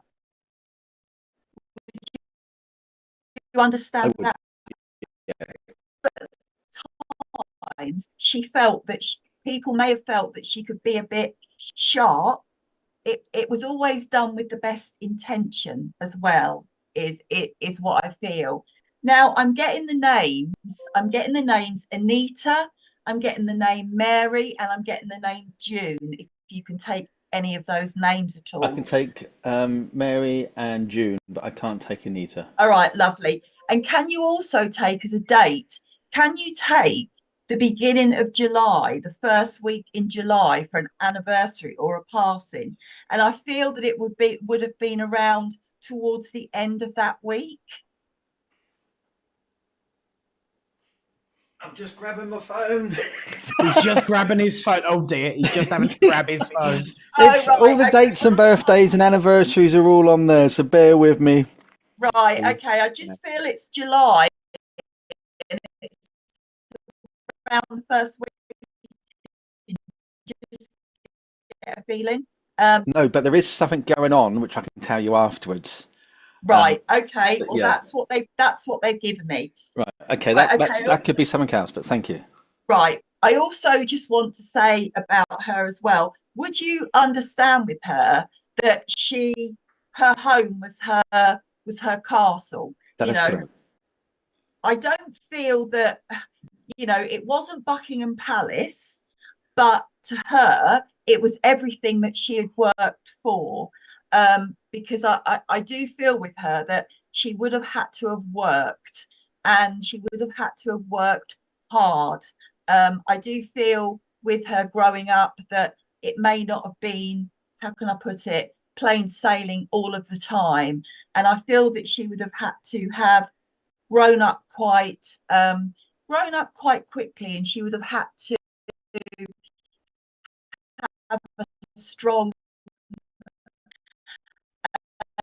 and I feel that everything that she had, she worked really hard for. Can you understand That that, I can, Richard? yes. You can, right? Okay. So to her, what she had was her castle. And I do feel with her as well that she was very welcoming and open with her home. You know, she would invite people to come into her home. And I do feel that she was someone who, in her own way, would counsel as well. That's the way I feel about That's her. correct. People would listen to her, and They they have no would, choice to. well, yeah, there is that, but also as well, I feel that, you know, they listened to her and she made a difference. She really did make a difference to the people that would come and have her counsel. That's the only way that I can describe it. I do take that way. I do feel that she gave a lot of herself to other people. To how can I put this? How can I put this? What are you trying to say to me?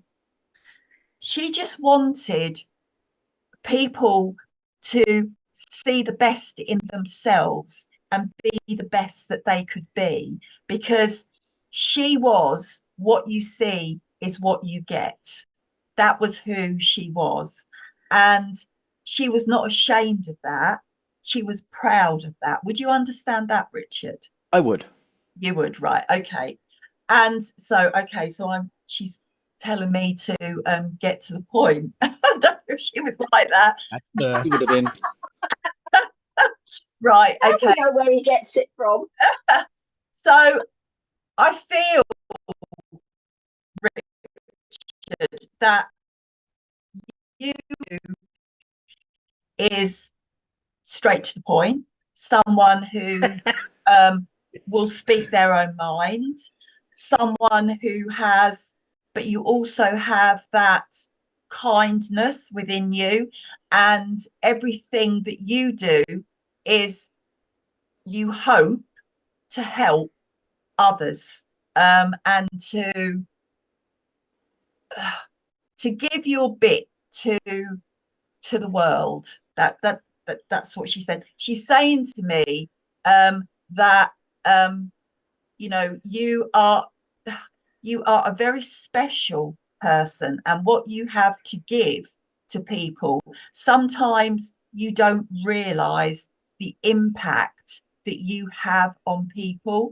So what she's saying, or what she's saying that she would like you to do more of, is to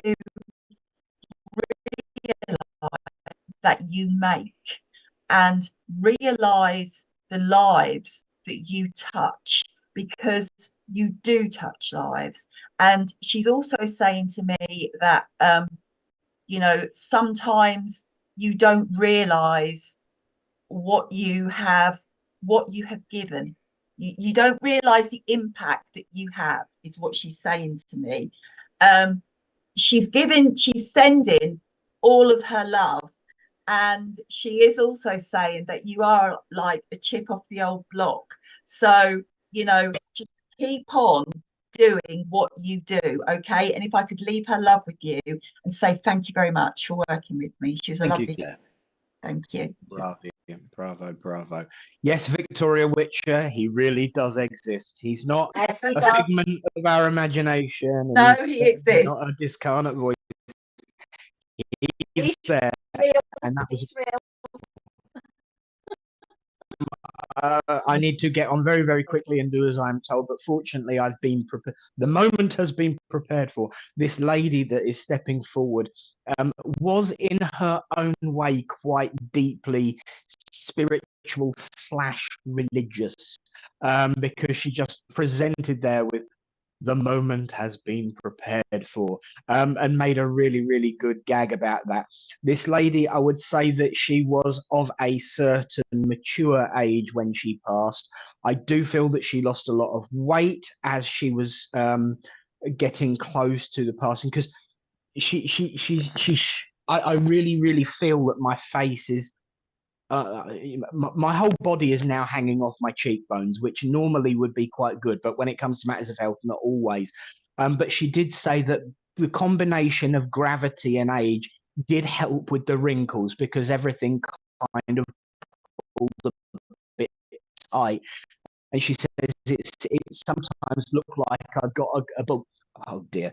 She says, sometimes I thought about getting a bulldog clip behind my neck and, making things even tighter.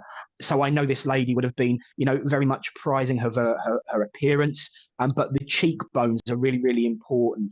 I do know that she cared about her hair, so she was really, really annoyed when it didn't get the care and attention that it deserved towards the time when she passed. I'm also aware that as this lady comes forward, for a reasonable amount of time, she would have had the shakes. When ever since she linked in with me at the end of my last message, actually, every time I pick my glass up, I'm really afraid of it sloshing everywhere. So I know that she would have had the shakes. But she's here to talk to someone. And yes, Bernie, I absolutely agree. That was an amazing reading that Claire gave. This lady is here to talk about the sun. And I don't mean the newspaper, and I don't mean the one in the sky. She's here to talk about the sun. What I can't glean at the moment is whether she's talking about her son or your son, whoever it is that I want to talk to. But she's here to talk about the sun. In connection with her and you, I feel the name David being shouted out. Now, that doesn't necessarily mean that that's the name of the person that she's here to talk about, but there is a name of David in connection. She's here to talk about the sun, either hers or yours, and she would have probably been in her 70s or 80s when she passed. The cheekbones are important, and the joking about her wrinkles. As she steps out of that memory of who she was just before she passed, she was once again someone who you didn't fool with. It's not that she was grumpy or aggressive, because actually she was a complete sweetheart, but she was a fierce and staunch defender of her and her own. And she had things out. She was the ambassador. She was the carer, she was the listener, she was the speaker, but also she could be a warrior when she needed to be. Another name that I'm hearing called out, actually ironically, is Karen. I don't think I'm for you, Karen, but I do recognize that there's a name of Karen being connected as well.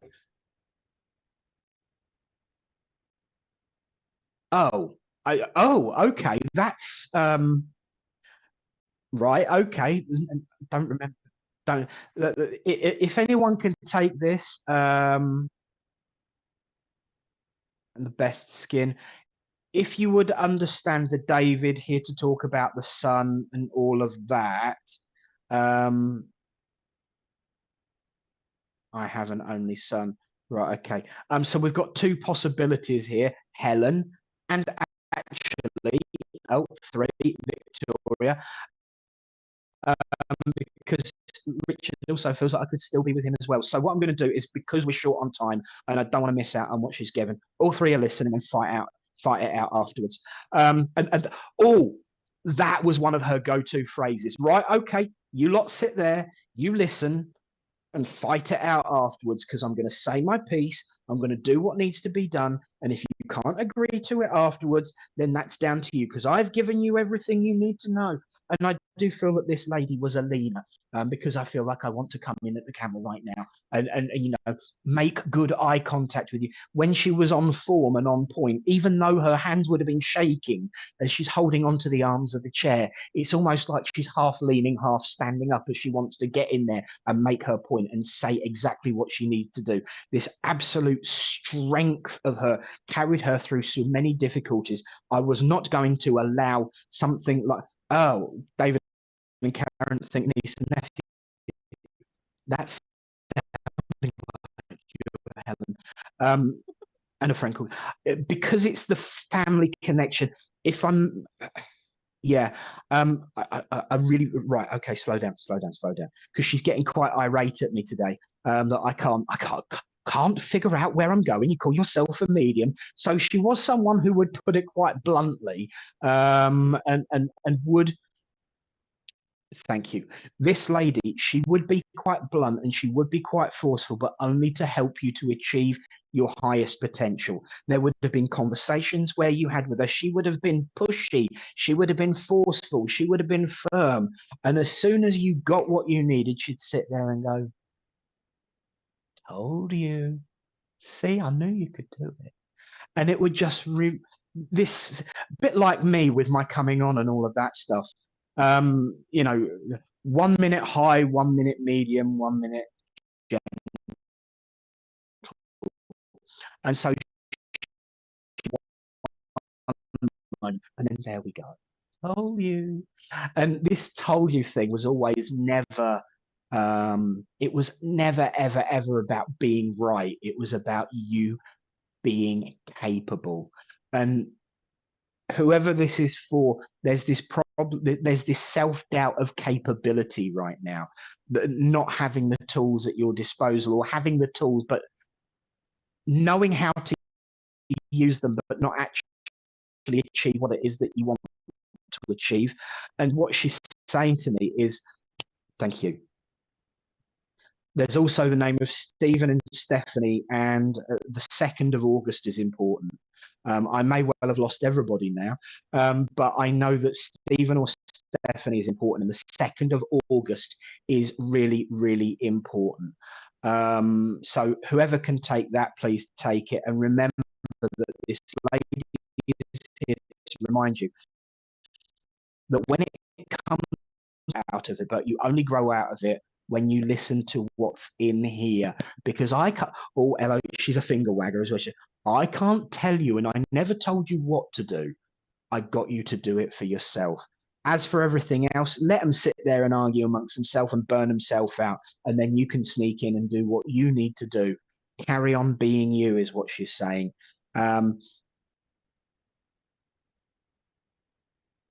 Did she have problems with her feet? I don't know, because I'm not standing on them, is the honest truth. My feet tend to go dead while I'm working, and I'm pretty much dead from the waist up. No, waist down rather. When I'm working, because I focus on what you can see. No, the other one is the rest of the, you know, the rest of the time.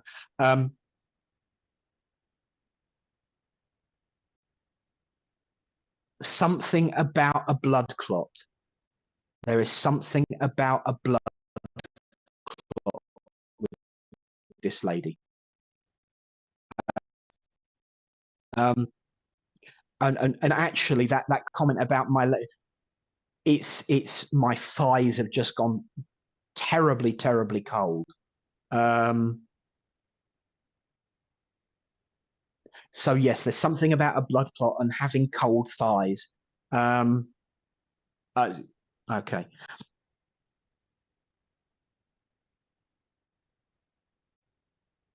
Right. To define where it is, I don't think I'm with you, Richard, because I don't think you'd make this kind of mess. Will you sort out all of those carrier bags? Will you clean up under that cupboard? Because if you do not, there is going to be one heck of a mess. And I brought you up to be better than that. Get rid of all that rubbish in there. Stop saving things you're never going to use.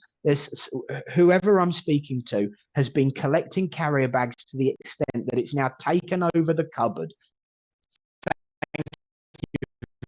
Victoria, very kind of you to get bags in the cupboard, you know, somewhere in a hall or under the sink. And and it's just an absolute mess, and it's getting away with the fairies, and you need to tidy up. That's the only correction that she'll need to do, because for the rest of the time you're actually a sweetheart and I love you. And that's how she would have said it. You're a sweetheart and I love you. But clean up these carrier bags, for crying out loud. It's a mess. Bit like me today. But there you go. But whoever this is for, because we have run out of time, I'm going to say take a look, clean up your carrier bags, and yeah, be you, and sit them all down. But this is in relation, that bit about sitting them down and fighting it out amongst them, give them what they need and let them get on with it. That's in relation to the sun.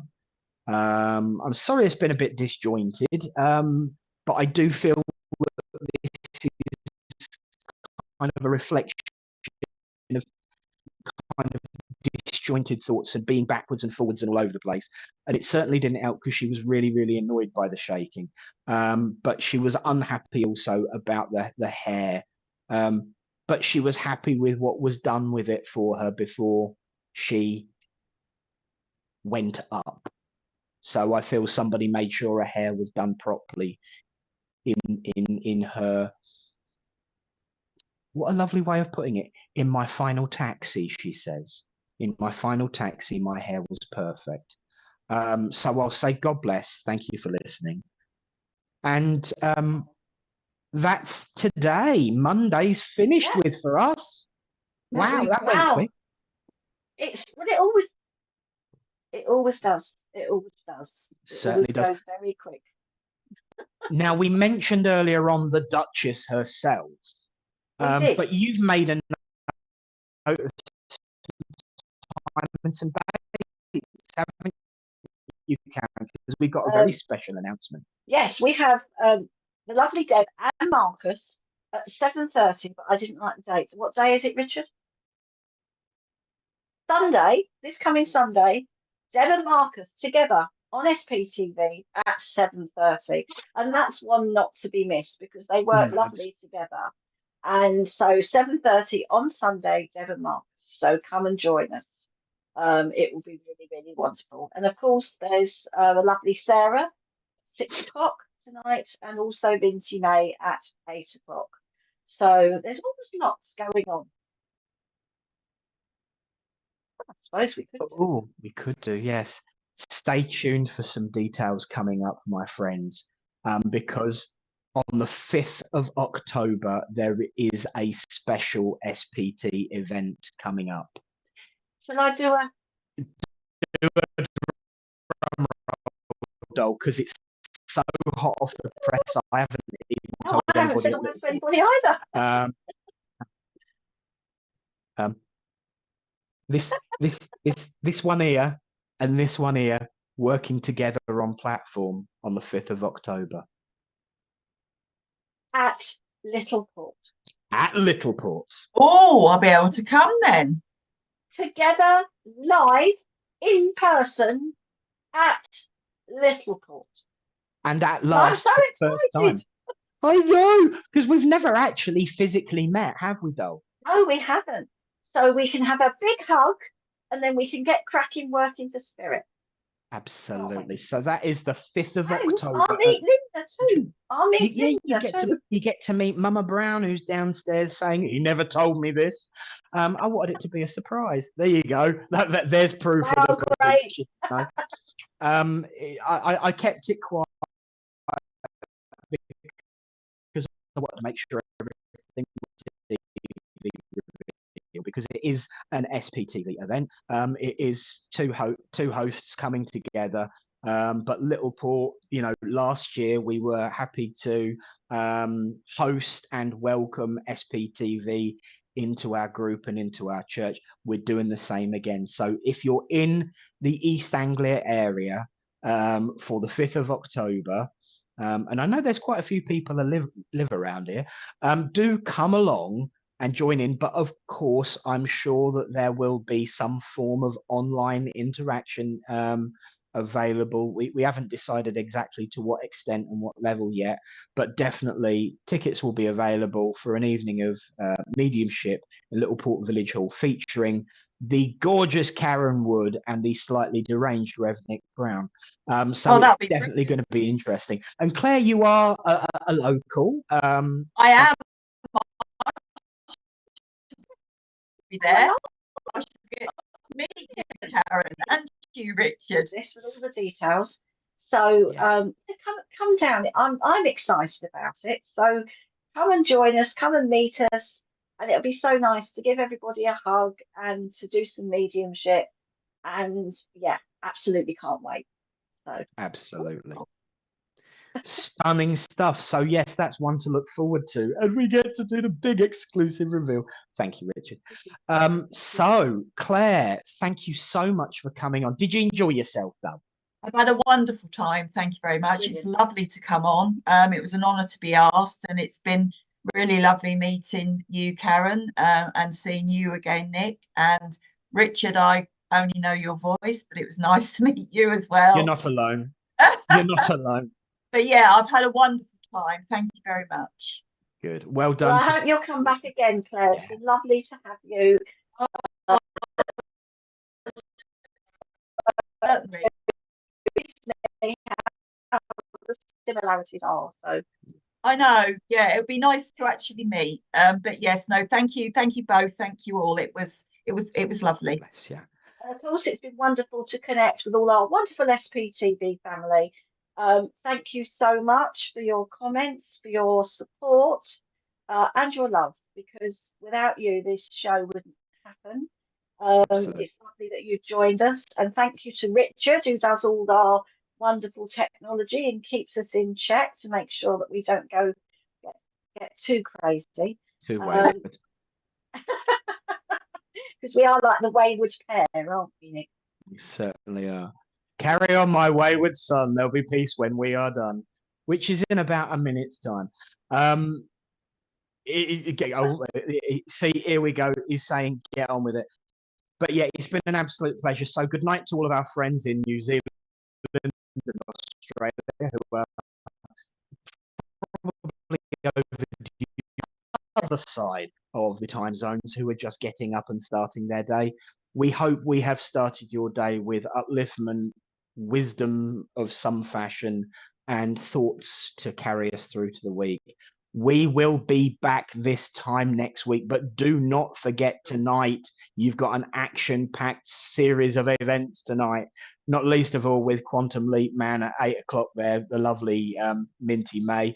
And of course, Spread Those Wings at 6:30. What a wonderful lineup you've got. 6 o'clock, sorry. Don't be late on my account. 6 o'clock. Spread those wonderful wings and be heavenly. And join SPTV as it gets you through this week, as it always has and always will. But from me, it's goodbye and God bless for now. And it's goodbye and God bless from me, and enjoy the rest of your week. Goodbye, everyone.